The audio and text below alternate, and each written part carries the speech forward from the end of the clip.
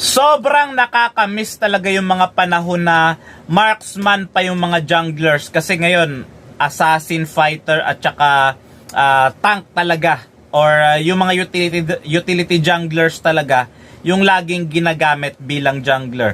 So para magamit natin yung isang marksman na pang jungle, dapat siguraduhin natin na meron tayong post 5 na tank, yung makuna talaga, yung setter talaga, yung malupit talaga magprotekta at mag-alaga, at XP lane na sustain kahit papano semi-makunat na may konting damage para gumana yung marksman jungler. Ay syempre yung post 4 mage yan, sa middle lane yan, at gold lane ay marksman pa rin of course. So 2 marksman setup kasi yung jungler ay marksman, nangangailangan ito ng XP lane na sustain at sobrang tigas at sobrang kunat na tank para maipanalo.